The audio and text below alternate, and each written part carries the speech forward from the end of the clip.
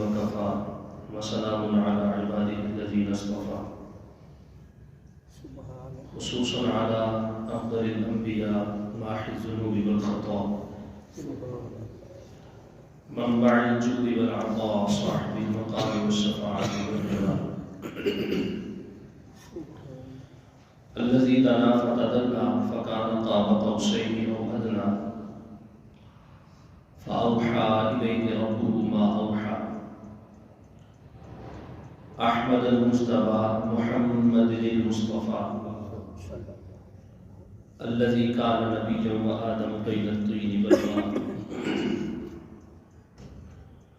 وعلى آله وأصحابه الكرماء والشرفاء والتابعين لهم بالإحسان إلى يوم الجزاء. أما بعد فأعوذ بالله من الشيطان الرجيم بسم الله الرحمن الرحيم وتعاونوا على البر والتقوى ولا تعاونوا على الإثم والعدوان واتقوا الله إن الله شديد العقاب. وقال تعالى في مقام آخر من يطع الرسول فقد أطاع الله ومن تولى فما أرسلناك عليهم حفيظا. وقال تعالى في مقام آخر الذين إن مكناهم في الأرض أقاموا الصلاة وآتوا الزكاة وأمروا بالمعروف ونهوا عن المنكر ولله عاقبة الأمور. آمنت بالله صدق الله مولانا العظيم.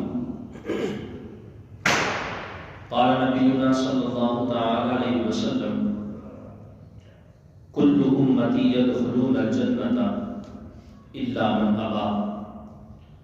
فقيل يا رسول الله صلى الله عليه وسلم من أبى؟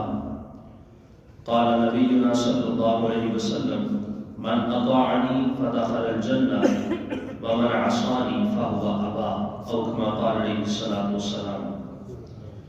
وقال نبينا في مقام آخر من رأى منكم سلطانا جائرا مستحلا لحرمة الله وناكثا لعهد الله ومخالفا لسنة رسول الله ويعمل به عباد الله بالإثم والعدوان فلم يغير بفعل ولا قول كان على الله حقا أن يدخله مدخله، أو كما قال عليه الصلاة والسلام. صدق رسوله النبي الكريم الأمين ونحن على ذلك لمن الشاهدين والشاكرين والحمد لله رب العالمين. إن الله وملائكته يصلون على النبي يا أيها الذين آمنوا صلوا عليه وسلموا تسليما. الصلاة والسلام عليك يا سيدي يا رسول الله وعلى آلك وأصحابك يا سيدي يا حبيب الله. اسلام ما اطاعت خلفاء راشدین، ایمان ما محبت آل محمد است. بندہ پروردگارم امتی احمد نبی دوستدار چاریارم تابع اولاد علی مسلک حنفیہ دار ملت حضرت خلیل خاک پائے غوث اعظم زیر سایہ ہر بری. حمد و صلات کے بعد بلا تمہید آج انگریزی ماہ کے اعتبار سے 2 فروری ہے اور آپ سب اس بات سے بخوبی واقف ہیں کہ مستقبل قریب میں ہی چند دنوں کے بعد اسلامی جمہوریہ پاکستان کی پارلیمنٹ کو مزید کچھ لوگوں کے حوالے کرنے کے لیے عام انتخابات کا سلسلہ قریب آ رہا ہے. موجودہ مسلم امت کی صورتحال کے پیش نظر میں نے اس بات کو مناسب سمجھا کہ قرآن و سنت کے اعتبار سے اس بات کو واضح کیا جائے کہ ووٹ جو ہوتا ہے یہ کیا ہے اور اس کے استعمال کا حقیقی طریقہ کیا ہے۔ چونکہ ہم سب مسلمان ہیں اور میرے مصطفیٰ کریم علیہ الصلوۃ والسلام کا فرمان ذیشان ہے کہ الاسلام یعلو ولا یعلی، کہ اسلام بلند ہے اور بلندی پر ہی قائم رہنے والا ہے، یہ غالب ہے، یہ کبھی مغلوب نہیں ہو سکتا، اس کا ایک اپنا مقام ہے، اپنی رفعت ہے، یہ کبھی مرعوب نہیں ہو سکتا۔ لیکن افسوس کے ساتھ یہ کہنا پڑتا ہے کہ موجودہ مسلم امت کے احوال کو جب ہم دیکھتے ہیں تو یہ بات ہماری زبانوں کے اوپر بغیر کسی تردد کے چھا جاتی ہے کہ آج کل اسلام غالب نہیں ہے بلکہ اسلام مغلوب ہے۔ مگر میں اس جملے کو تھوڑا سا ٹھیک کر دینا چاہتا ہوں کہ اہل اسلام تو مغلوب ہو سکتے ہیں لیکن اسلام مغلوب نہیں ہے۔ اللہ کا قرآن آج بھی دنیا کے اوپر حکومت کر رہا ہے اور میرے مصطفیٰ کا فرمان آج بھی دنیا کے لوگوں کی رہنمائی کر رہا ہے۔ یہ کسی بھی دور میں نہ کبھی قرآن مغلوب ہوا، نہ کبھی میرے مصطفیٰ کا فرمان مغلوب ہوا، اور صبح قیامت تک کوئی ایسی گھڑی بھی پیدا نہیں ہوگی کہ جس میں اس بات کو ثبوت کے ساتھ پیش کیا جا سکے کہ نعوذ باللہ من ذالک اسلام کو تنزلی کا شکار کر دیا گیا ہے یا اسلام کا سکہ چلنا ختم ہو چکا ہے۔ یہ انشاءاللہ العزیز ایسی ساعت کبھی بھی دیکھنے کو نہیں ملے گی۔ مگر لمحہ فکریہ یہ ہے کہ اسی اسلام، قرآن اور فرمان مصطفیٰ کو ماننے والے جو مسلمان ہیں وہ پھر مغلوب کیوں ہیں، یا ان کی ترجیحات کے اندر قرآن و سنت کی تعلیمات کیوں نہیں ہیں؟ تو آج اس کے حوالے سے ایک مقالہ آپ کی خدمت میں پیش کر رہا ہوں کہ ووٹ جو ہے یہ کیا ہوتا ہے، دینا بھی چاہیے یا نہیں دینا چاہیے، اگر دینا ہے تو کس کو دینا ہے، آیا ووٹ کا تعلق اسلام کے ساتھ ہے یا نہیں ہے، یا اگر کوئی بندہ ووٹ کاسٹ کرنے کی طرف جاتا ہے تو اس کو کس زمرے کے اندر شمار کیا جائے گا۔ تو اس کے حوالے سے میں نے قرآن مجید برہان رشید کی ایک آیت سورہ المائدہ سے آپ کے سامنے اس کا چھوٹا سا جز تلاوت کیا ہے۔ رب تعالیٰ نے ارشاد فرمایا وَتَعَاوَنُوا عَلَى الْبِرِّ وَالتَّقْوَىٰ وَلَا تَعَاوَنُوا عَلَى الْإِثْمِ وَالْعُدْوَانِ، لوگوں کے ساتھ اگر تم نے تعاون کرنا ہے، اب وہ تعاون کئی قسموں کا ہے، لیکن ایک تعاون ایسا ہے کہ جس کو گواہی کہا جاتا ہے، کسی کے بارے میں پروف دینا، کسی کے بارے میں کوئی شہادت دینا، کسی کے بارے میں کوئی ثبوت پیش کرنا، یہ بھی ایک تعاون ہے، یہ بھی ایک ہیلپ ہے، یہ بھی ایک مدد ہے۔ فرمایا کہ وَتَعَاوَنُوا عَلَى الْبِرِّ وَالتَّقْوَىٰ، اگر تم نے لوگوں کے ساتھ تعاون کرنا ہے تو نیکی اور پرہیزگاری کا تعاون ہونا چاہیے۔ وَلَا تَعَاوَنُوا عَلَى الْإِثْمِ وَالْعُدْوَانِ، مگر تم نے تعاون گناہ اور معصیت کے لیے نہیں کرنا۔ کیوں؟ فرمایا وَاتَّقُوا اللَّهَ، اللہ تعالیٰ سے ڈرو، ان اللہ شدید العقاب، اللہ تعالیٰ سخت عذاب دینے والا ہے۔ چونکہ معصیت اور گناہ ظلم ہے، تو جب ظلم کے اندر تعاون کیا جائے گا تو اس سے عدل اور انصاف قائم نہیں ہو سکتا، بلکہ ظلم کا بازار گرم ہو جائے گا۔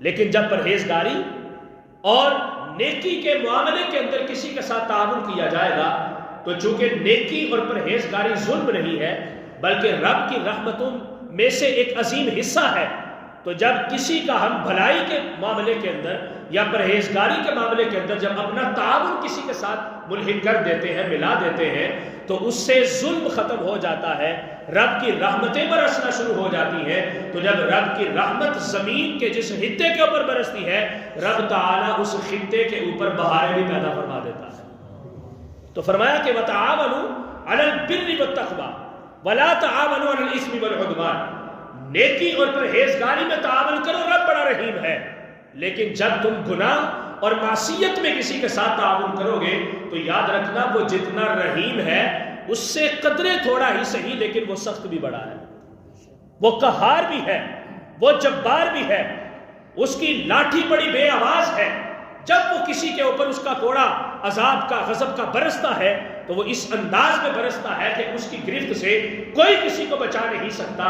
اس لیے اگر تم رب کے عذاب سے بچنا چاہتے ہو تو تم نے معصیت اور گناہ میں کسی کا جو ہے وہ تعاون نہیں کرنا، اپنی ہیلپ کو پیش نہیں کرنا، مدد نہیں کرنی، بلکہ تم نے نیکی اور پرہیزگاری کے معاملے کے اندر تم نے لوگوں کی ہیلپ کرنی ہے، لوگوں کی مدد کرنی ہے، اور لوگوں کا تم نے ساتھ دینا ہے، تعاون کرنا ہے ان کے ساتھ۔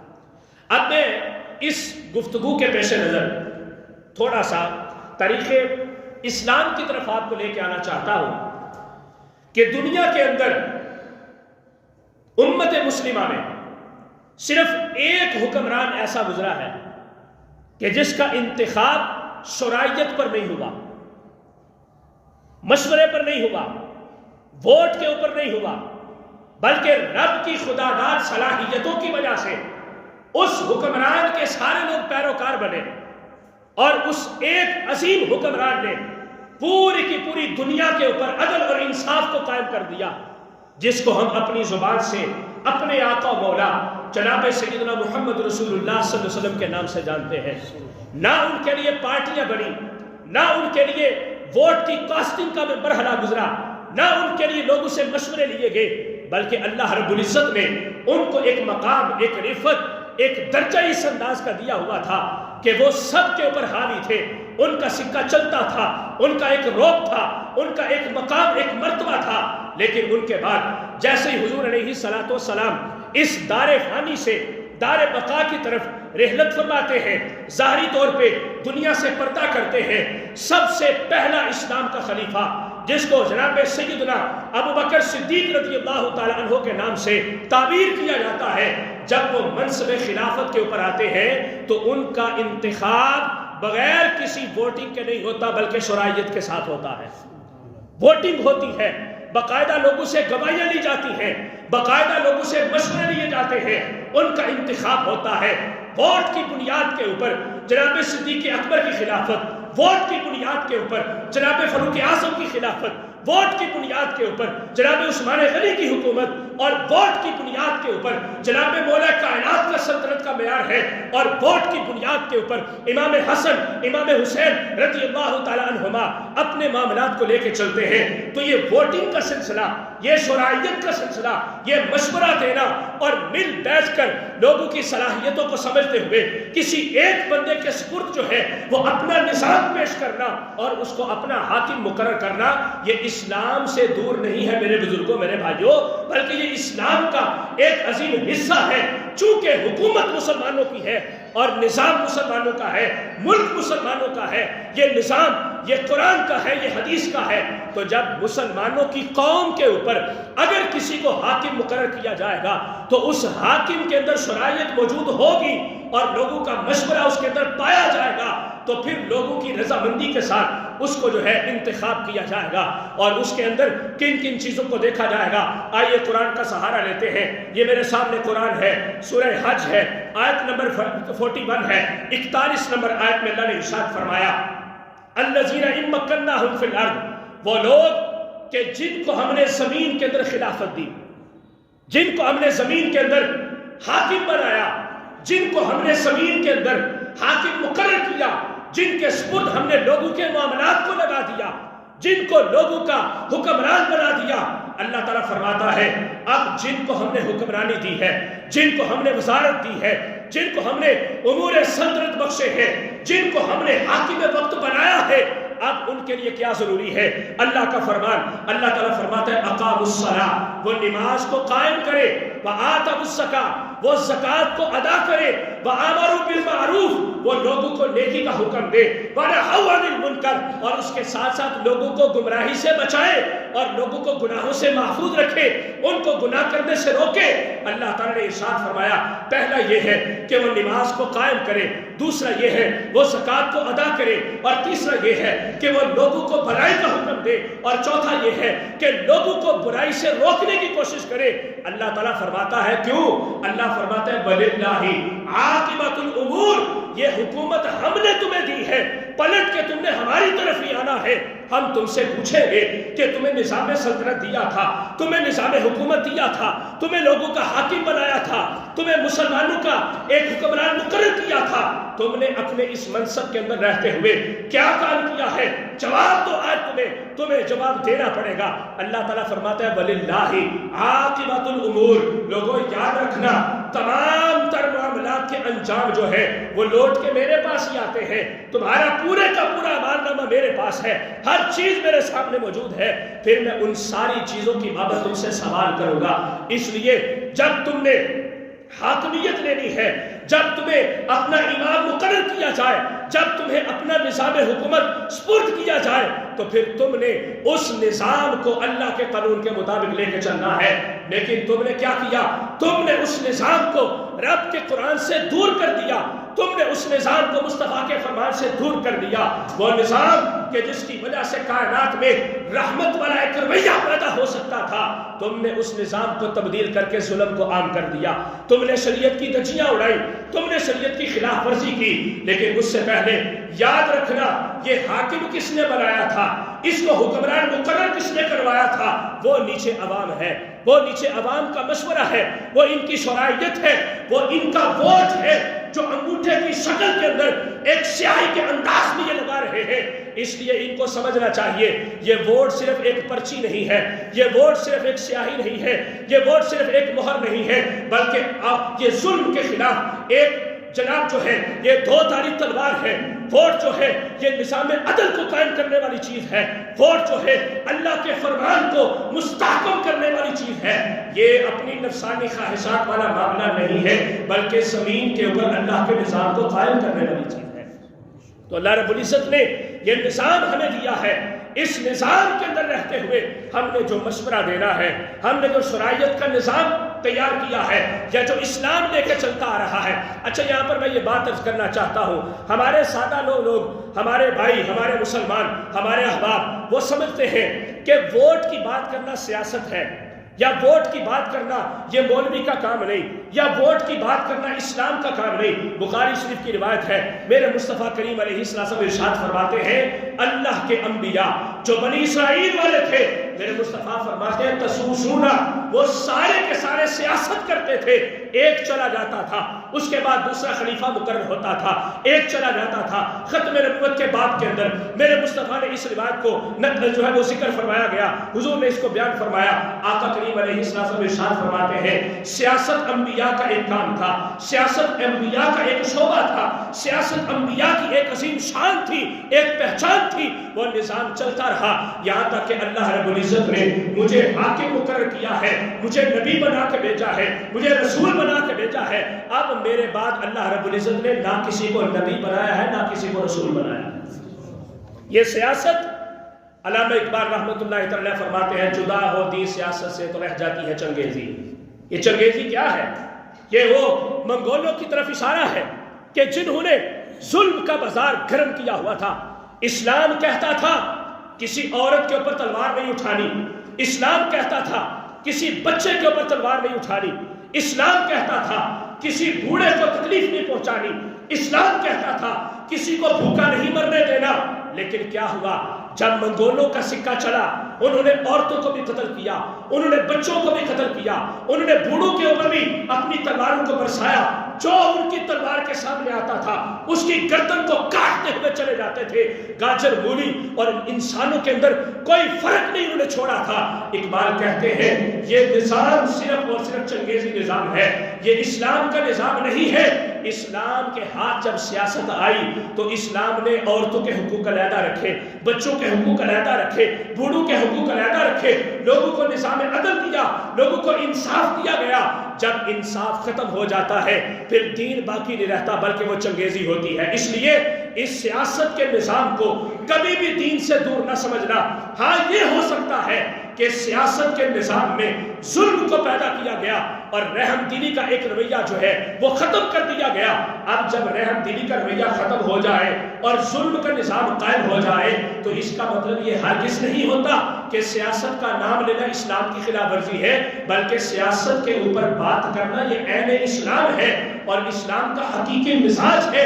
اللہ اور اللہ کے رسول کا فرمان ہے کہ اس سیاست کو قائم کرو جو سیاست صدیق اکبر کر رہے تھے، جو سیاست فاروق اعظم کر رہے تھے، جو سیاست عثمان غنی کر رہے تھے، خلفائے راشدین کر رہے تھے۔ ایک لمبا طویل سلسلہ تبع تابعین تک، محدثین اور مجتہدین تک جو ہے یہ سیاست کا سلسلہ نظام عدل کے ساتھ چل رہا تھا، لیکن یہ کچھ وقت ایسا گزرا کہ جب مسلمانوں کی خواہشات بڑھنے لگی، ان کا ایک نفسانی خواہشات کی طرف ان کا مزاج جانے لگا اور یہ رب کے نظام کو معاذ اللہ غلط کہنے لگے۔ دور نبوت سے ان کا سلسلہ دور سے دور تک جب ہوتا رہا، انہوں نے کیا کیا؟ وقت نے انگڑائی لی، مسلمانوں کے اوپر انگریز مسلط ہوا۔ انگریز نے یہ مزاج ان کے دلوں کے اندر پیدا کیا، یہ سوچ ان کو دی کہ دین صرف مسجد کے ممبر اور مصلی کا کام ہے، مارکیٹ کا کام نہیں ہے، پارلیمنٹ کا حصہ نہیں ہے اور اسمبلیوں کا حصہ نہیں ہے، صدارت کی کرسی دین کے اندر نہیں آتی، وزارت کی کرسی دین کے اندر نہیں آتی۔ یہ انگریز نے بات بتائی کہ سیاست کرنا یہ مہذب لوگوں کا کام نہیں، سیاست کرنا یہ سنجیدہ لوگوں کا کام نہیں، بلکہ چور ڈاکوں کا کام ہے، بلکہ یہ چودھریوں کا کام ہے، بلکہ یہ ظالموں کا کام ہے۔ یہ ان کا اسلام کے ساتھ سیاست کا ایک تعلق کمزور کیا گیا، ان کے اندر ایک ڈسٹینس اور فاصلے کو کریٹ کیا گیا، مسلمانوں کو علیحدہ طبقہ اور جناب دنیا داروں کو علیحدہ طبقہ دے دیا گیا۔ یہ نظام صرف اور صرف ظلم کا نظام ہے۔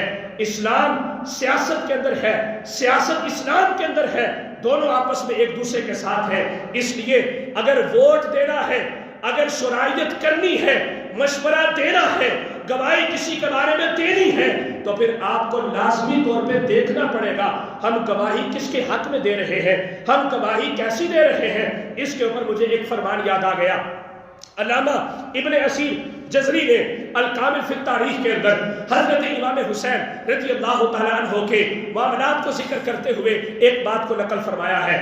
آپ کو جس وقت لوگوں نے مشورہ دیا مکہ نہ چھوڑے، مدینہ نہ چھوڑے، یزید کے خلاف کوئی حکمت عملی اختیار کر لیں، وہ کر رہا ہے کام اس کو کرنے دیں، آپ اپنا کام کرتے جائیں، لوگوں کو دین سکھاتے جائیں، مسجدیں آپ کے پاس ہیں، منابر آپ کے پاس ہیں، مصلی آپ کے پاس ہیں۔ تو میرے امام حسین رضی اللہ تعالیٰ نے ارشاد فرمایا، قرآن کو میں نے بھی پڑھا ہے، ادعو الی سبیل ربک بالحکمہ والموعظۃ الحسنہ وجادلہم باللتی ہی احسن۔ مجھے بھی پتا ہے کہ یہ ظلم کا نظام چلنے دینا چاہیے اور اگر اس کو چیلنج کرنا ہے تو حکمت عملی اختیار کرنی چاہیے، لیکن حکمت عملی تب اختیار کی جائے گی جب لوگ بات کو سننا چاہے، جب لوگ ہدایت کی طرف آنا چاہے۔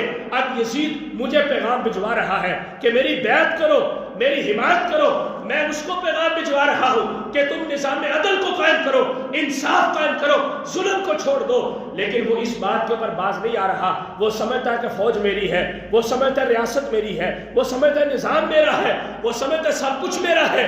اب یہاں پہ حکمت عملی نہیں چلے گی بلکہ یہاں پر اللہ کے رسول کی تلوار سے کام لیا جائے گا۔ آپ نے لوگوں کو اکٹھا کیا، آپ نے فرمایا یا ایھا الناس، لوگوں میری بات سنو۔ کیا ہے؟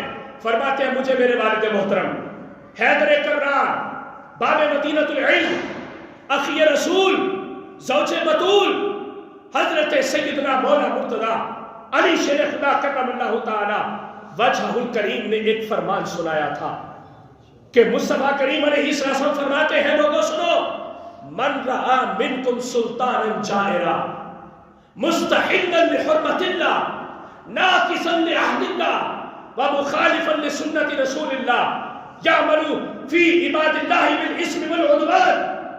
فرماتے ہیں لوگوں سنو، یاد رکھنا میرے نانا جان کا فرمان ہے، میرے آقا مولا کا فرمان ہے، من رعا منکم منکرا من رعا منکم سلطانا جائرا، جس نے کسی ظالم حکمران کا زمانہ پایا، ظالم حکمران کا زمانہ پایا کہ جو شراب کو حلال کہتا تھا، یہ دور کی بات نہیں، ماضی قریب میں ہی پاکستان کے قوانین کے اندر سود جیسی لعنت کو جائز قرار کرنے کی قراردادیں بھی پیش ہوئی۔ یہ ظلم ہے، یہ ظالم حکمرانوں کا کام ہے۔ پھر ماضی قریب کے اندر ختم نبوت کے قوانین کے اوپر بھی ڈاکہ ڈالا گیا۔ ماضی قریب کے اندر علماء حقہ کے اوپر جو ہے عجیب و غریب قسم کے کیسز ڈال کے ان کو نظر بند بھی کیا گیا۔ لوگوں کی بھوک کا سبب یہ لوگ بنے، لوگوں کی پریشانی کا سبب بنے۔ بدلے کے اندر کیا ملا؟ معیشت تنگ ہو گئی، لوگوں کا جینا مرنا محال ہو گیا، آسانی کے ساتھ زندگی گزارنا ان کے لیے مشکل ہو گیا۔ حضرت امام حسین فرماتے ہیں، میرے نانا جان فرماتے ہیں، من رعا منکم سلطانا جائرا، جس نے تم میں سے کسی ظالم حکمران کا زمانہ پایا۔ اور آگے حضور نے اس کی صفات کو بیان کیا۔ پہلی صفت فرمایا مستحلا لحرمت اللہ، وہ کیا کرتا تھا؟ اللہ کی حرام کردہ چیزوں کو حلال کرتا تھا، حرام کردہ چیزوں کو۔ رب نے کہا شراب حرام ہے، اس نے مارکیٹ میں اڈے کھولے۔ رب نے کہا سود میرے خلاف جنگ ہے، اس نے قرارداد علماء سے فتوے لینے کے لیے کام کیا۔ فرمایا مصطفیٰ فرماتے ہیں مستحلا لحرمت اللہ، اس نے اللہ کی حرام کردہ چیزوں کو حلال کیا۔ ناقصا لعہد اللہ، اللہ کے وعدوں کو توڑا۔ اور بعد میں فرمایا مخالفا لسنت رسول اللہ، اللہ کے رسول کی مخالفت کی، ان کی سنتوں کو ترک کیا۔ یعمل فی عباد اللہ بالاسم والعدوان، وہ لوگوں کو برائی کا درس دیتا تھا۔ لوگ مجبور ہو چکے تھے گناہ کرنے پر، لوگ مجبور ہو چکے تھے ناحق لوگوں کے قتل کرنے پر، لوگ مجبور ہو چکے تھے بھوک کی وجہ سے چوری اور ڈاکہ زنی کرنے کے اوپر۔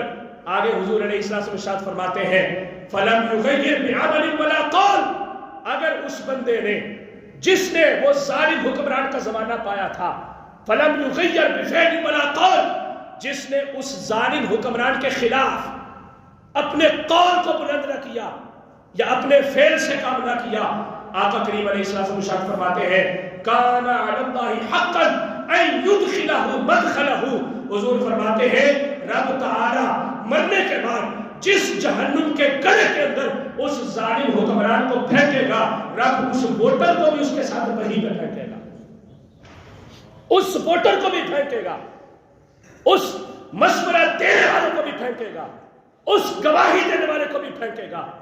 یہ کیا نظام چل رہا ہے؟ قرآن کیا کہتا ہے؟ اللہ کے رسول کیا کہتے ہیں؟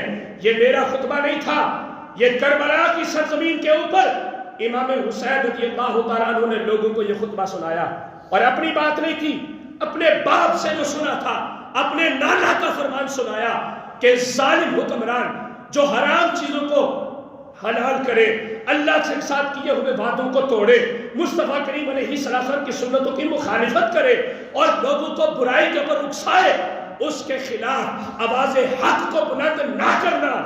میرے مصطفیٰ فرماتے ہیں اس کا نتیجہ یہ نکلے گا کہ رب جس عذاب کے گڑھے کے اندر اس حکمران کو پھینکے گا، اس ووٹر اور سپورٹر کو اور اس کے نعرے لگانے والے کو بھی رب تعالیٰ اسی ظلم کے گڑھے کے اندر، اسی عذاب کے گڑھے کے اندر اس کے ساتھ پھینکے گا۔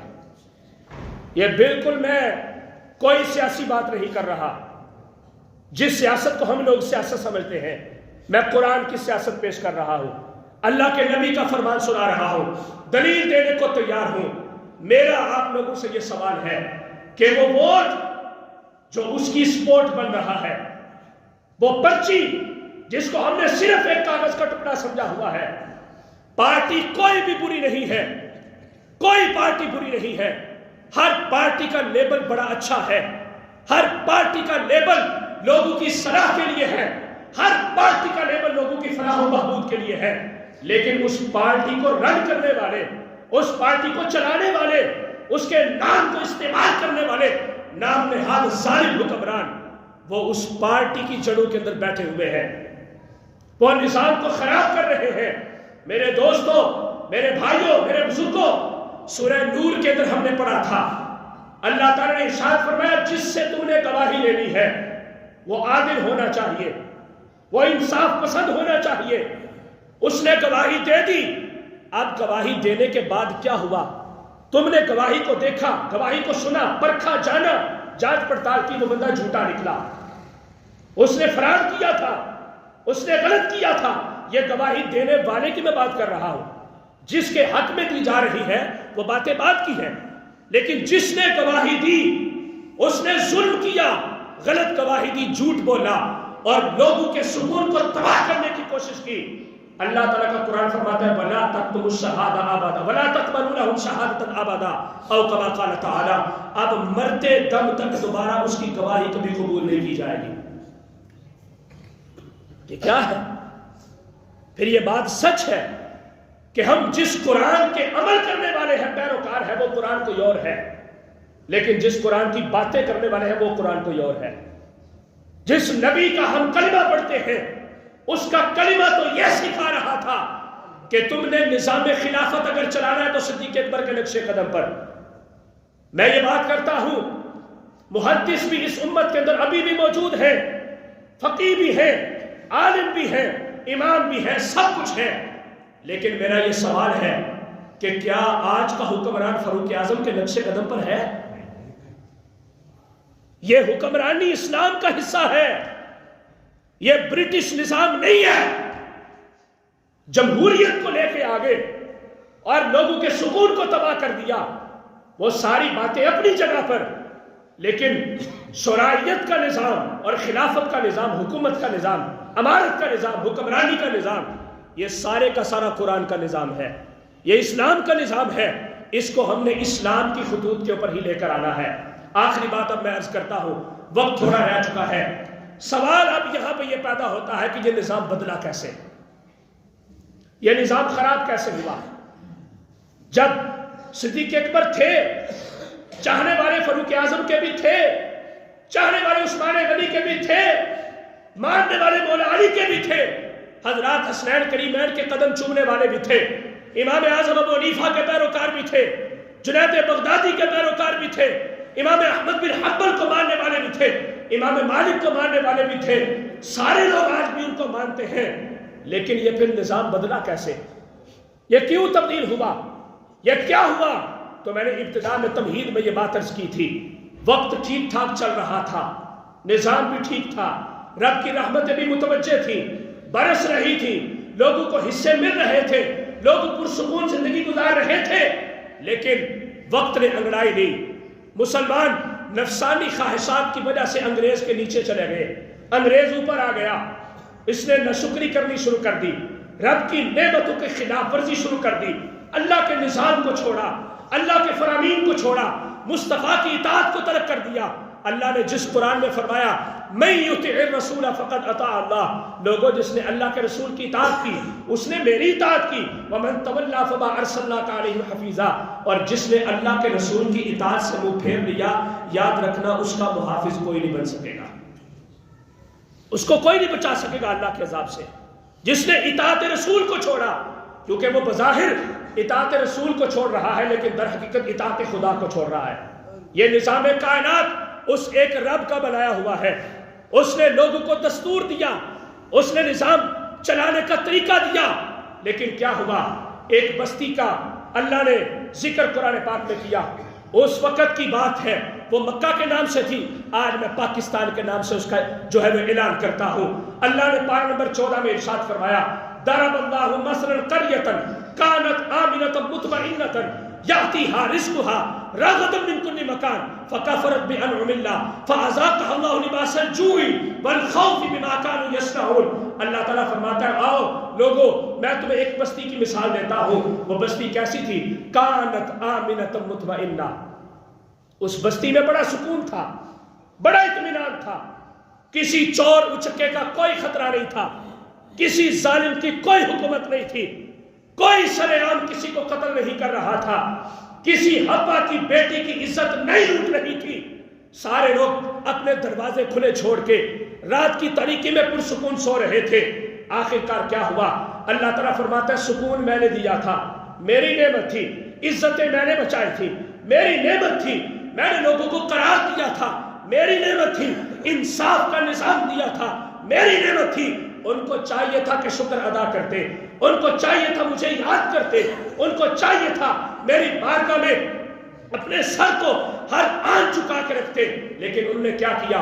اللہ تعالیٰ فرماتا ہے فَكَفَرَتْ بِأَنْعُمِ اللَّهِ، میری نعمتوں سے ناشکری کرنا شروع ہو گئے، ناشکری کرنا شروع ہو گئے، اپنے سے اوپر کو دیکھنے لگے، غریب امیر کو دیکھنے لگا، خادم چودھری کو دیکھنے لگا، اور عام شہری وزیر اعظم M L A M P A کو دیکھنے لگا، چھوٹی گاڑی والا بڑی گاڑی والے کو دیکھنے لگا، تھوڑے کاروبار والا بڑے کاروبار والے کو دیکھنے لگا۔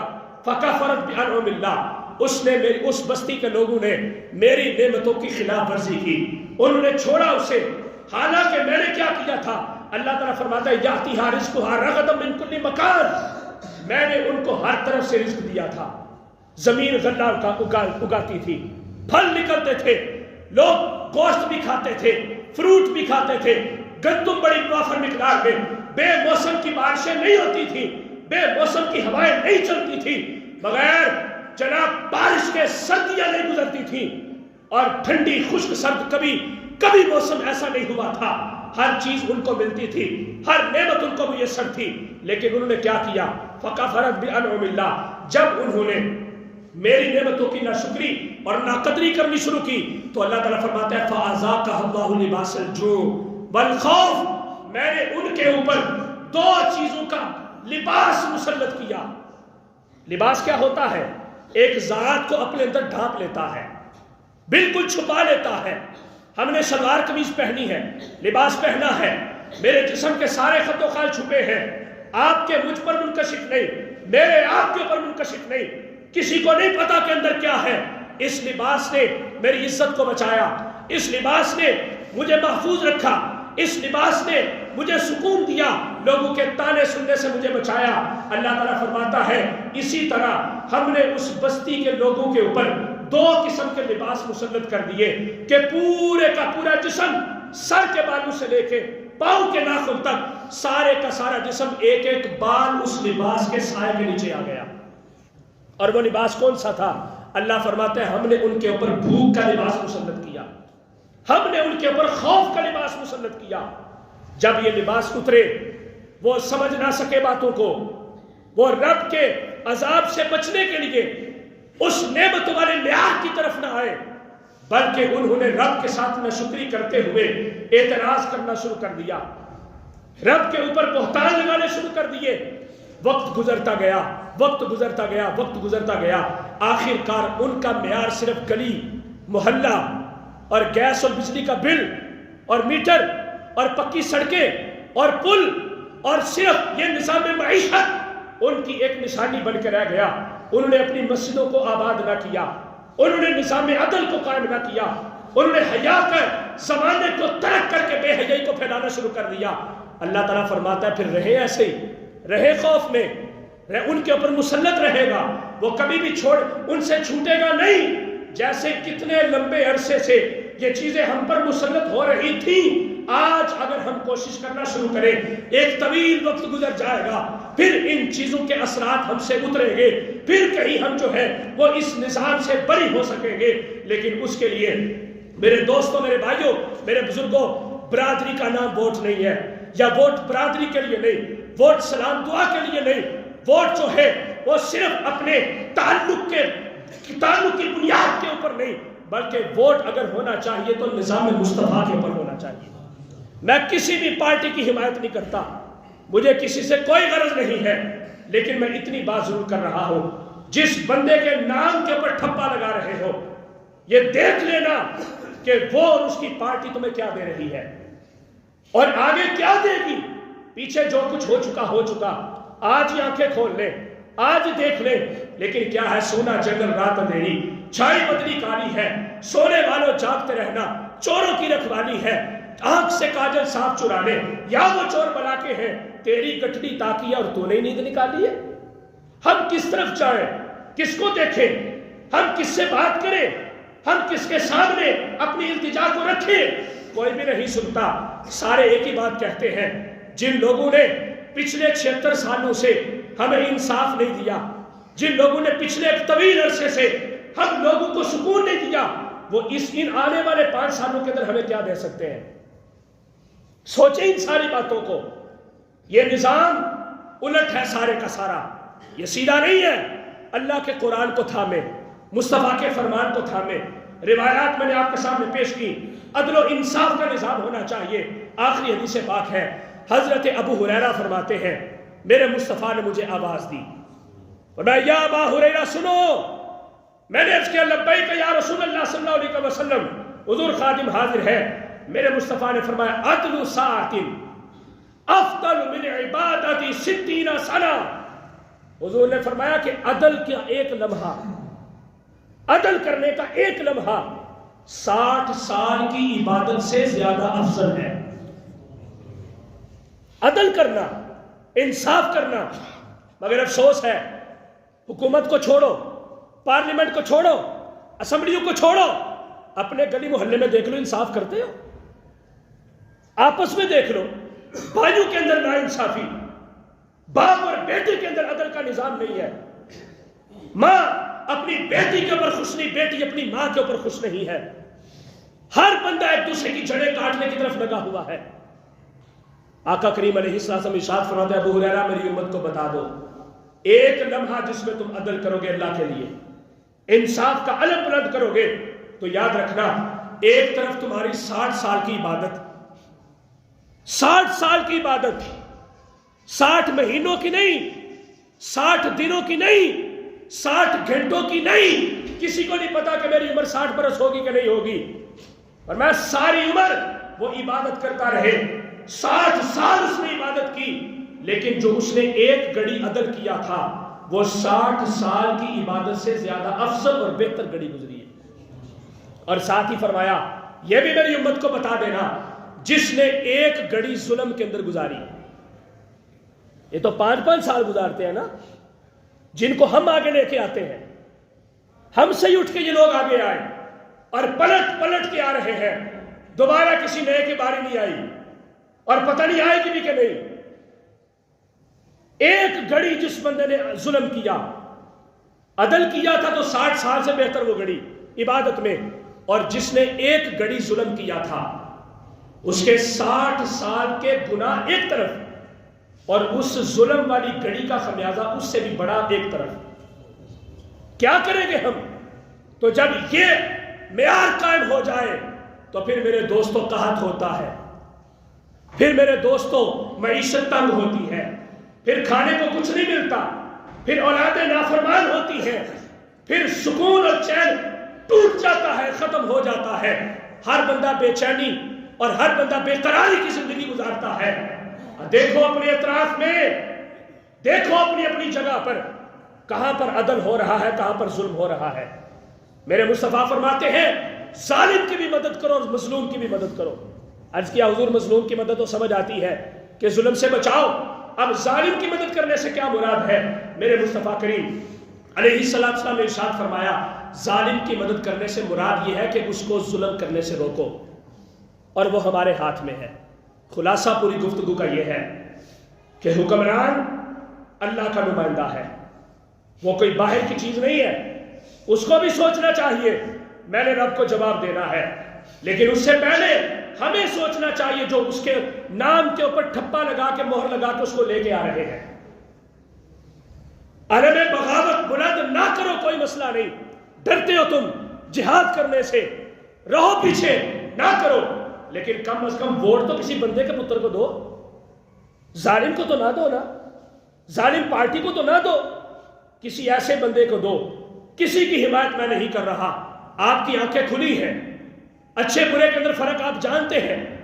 ہم ایک نماز کے لیے مولوی کے اوپر اعتبار کر لیتے ہیں، لیکن حکومت کے لیے مولوی کے اوپر اعتبار کیوں نہیں کرتے؟ کیا ابو بکر صدیق مولوی نہیں تھے؟ کیا فاروق اعظم مولوی نہیں تھے؟ کوئی ایسا بندہ تلاش کرے جو واقعی حقدار ہو ہمارا امیر بننے کا، لیکن مجھے اس دنیا میں کوئی نظر نہیں آتا۔ کہاں چلے گئے وہ لوگ جو ڈرتے تھے اللہ کے خوف سے، ساری رات رب کو یاد کرتے رہتے تھے، آنکھوں سے آنسو جاری رہتے تھے؟ بات طویل ہو رہی ہے لیکن لمحہ فکریہ ہے دوستو، میرے بزرگوں، میرے بھائیوں، یہ صرف آپ کے ہاتھ کے اندر ہے، آپ کے اختیار میں ہے۔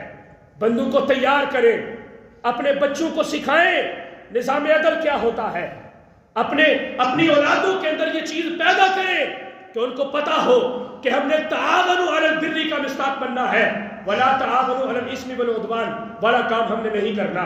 ہم نے کسی کی گناہ میں مدد نہیں کرنی، ہم نے معصیت میں کسی کی گواہی نہیں دینی، بلکہ ہم نے پرہیزگاری، تقوی، رب کی یاد، اس کے خوف اور اس کی رحمت کے سائے کے اندر رہنے والے لوگوں کے بارے میں گواہی دینی ہے۔ ان کو ہم نے آگے لے کے آنا ہے تاکہ جس ظلم کی چکی میں ہم پس رہے ہیں وہ ظلم کے پہاڑ ہم سے دور ہو جائیں اور رب کی رحمت کی بارش ہمارے پر موسلادھار برسنا شروع ہو جائے۔ اللہ رب العزت میرے ملک کو استحکام عطا فرمائے۔ اللہ تعالیٰ ہم سب کو حق نہ حق کی پہچان عطا فرمائے اور ہم سب کو اچھا فیصلہ کرنے کی اور اچھے کا ساتھ دینے کی توفیق عنیف نصیب فرمائے۔ وما علینا الا البلاغ المبین۔ سنت